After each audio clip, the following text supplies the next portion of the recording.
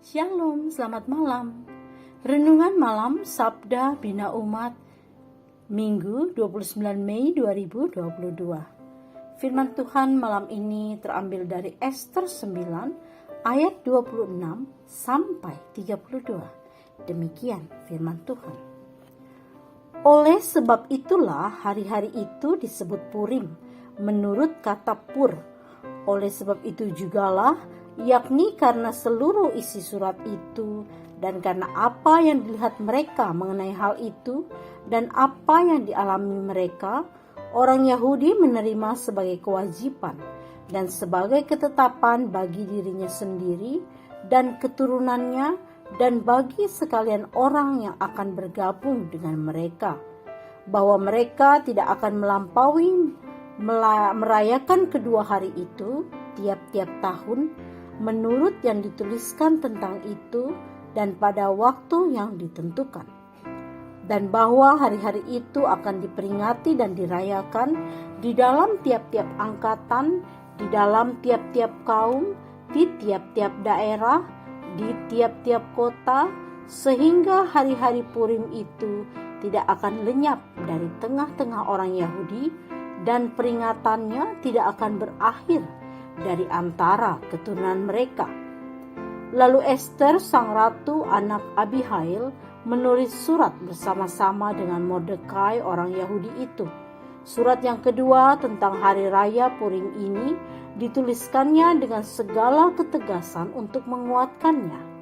Lalu dikirimkannya surat-surat itu kepada semua orang Yahudi di dalam ke-127 daerah kerajaan Ahasiweros dengan kata-kata salam dan setia, supaya hari-hari Purim itu dirayakan pada waktu yang ditentukan seperti yang diwajibkan kepada mereka oleh Mordekai orang Yahudi itu dan oleh Ester sang ratu, dan seperti yang diwajibkan mereka pada dirinya sendiri serta keturunan mereka mengenai hal berpuasa dan meratap-ratap. Demikianlah perintah Ester menetapkan perihal Purim itu, kemudian dituliskan di dalam kitab. Demikianlah firman Tuhan. Renungan malam ini bertema mengenang pengalaman di masa lampau. Mordekai dan Ester memerintahkan orang Yahudi agar setiap tahun orang-orang Yahudi yang tersebar di daerah kerajaan Ahasiweros merayakan hari raya Purim. Menurut catatan Alkitab edisi Study, Purim adalah sebuah pesta yang begitu meriah yang sampai saat ini masih dirayakan oleh orang Yahudi. Apa maknanya perayaan Purim itu? Rupanya perkataan Pur itu adalah kata atau bahasa Babel, yaitu undian yang dipakai oleh Haman untuk menentukan hari pembantaian orang-orang Yahudi. Namun demikian, belum sampai waktu pembantaian itu, justru terjadi yang sebaliknya. Haman dan semua orang yang memusuhi orang Yahudi itu justru yang dibunuh oleh orang Yahudi. Karena itu perayaan yang diperintahkan oleh Ester dan Mordekai adalah dalam rangka merayakan kemenangan orang Yahudi atas rancangan kejahatan Haman terhadap mereka. Itu terjadi ketika mereka mendapat tekanan dan ancaman sebelum Mordekai dipercaya oleh raja menjadi penguasa di kerajaan Persia. Hari kemenangan yang dirayakan pada setiap tahun itu pasti tidak terlepas dari kepahitan hidup yang mereka alami, bahwa sebelumnya mereka pernah mengalami kehidupan yang getir, penuh dengan pengekangan dan ancaman. Kini mereka telah bebas dari segala macam pengekangan dan ancaman itu.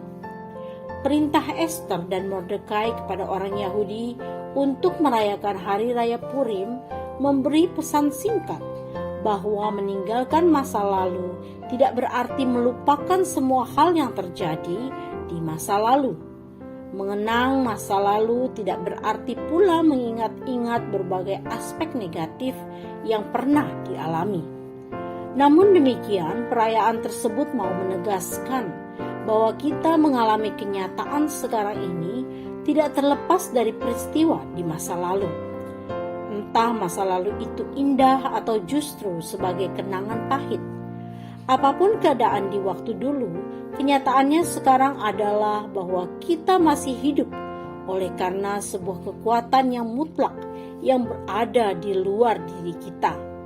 Kekuatan itu adalah kuasa Tuhan Yesus Kristus yang memungkinkan waktu sekarang ini kita alami. Jadi, bergembiralah dan bersukacitalah karena kasih-Nya.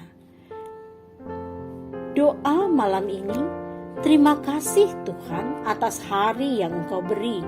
Mohon ajarlah kami tidak melupakan kasih-Mu. Amin. Demikianlah firman Tuhan. Renungan malam ini. Selamat beristirahat. Tuhan Yesus memberkati.